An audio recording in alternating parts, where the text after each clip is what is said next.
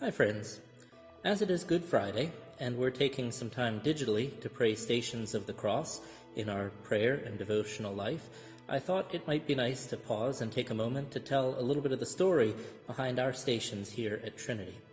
Now, Stations of the Cross are something that's been used for hundreds of years by various Christians around the world.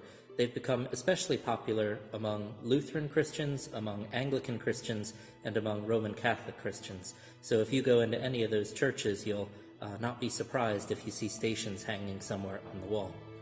But when we were doing the Nave renovation a little over a year ago, we decided, since every Good Friday we were praying stations, but we didn't have any hanging up in the room, that we wanted to try and get a set of our own and make that a part of the renovation that we were doing.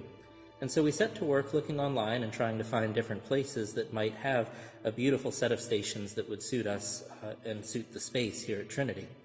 And a lot of what we were finding were stations that were made beautifully, but they were made laser cut, and they were almost so smooth, they were almost too perfect, if you can understand what I mean by that.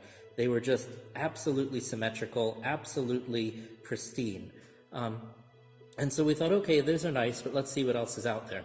And just on a wild shot, I looked on this website called Etsy, which has artisans that they make all sorts of things, and you can buy from the individual artist.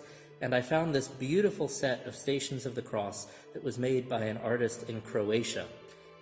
The only trouble was that they were really, really small. But I thought, hey, what do I have to lose? So I shot her an email. Her name was Dolores. And I said, hey, those stations are absolutely gorgeous. They were made out of walnut wood, and they were carved. So they had sort of a rough beauty about them that just seemed like it was meant for this space. But I said, your stations are beautiful, but they're small. Do you know where I can get a larger set?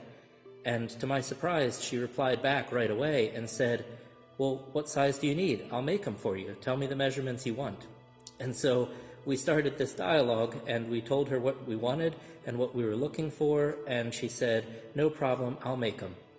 And so she agreed to make a set of 14 stations for us here at Trinity.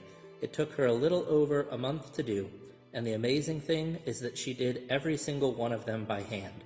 So she glued up the walnut, she did a sketch of what the image was supposed to be on the station, and then she took her chisel and she hand-carved every single one of these 14 stations that hang around our room.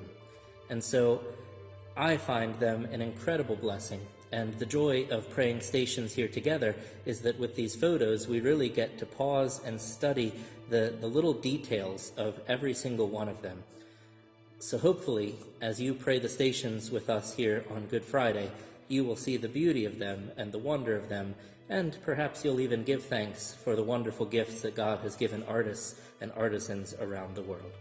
Hope that's a fun story for you, and hopefully that helps you enjoy these lovely works of art that we have right here around us every single week, just a little bit more. Many blessings.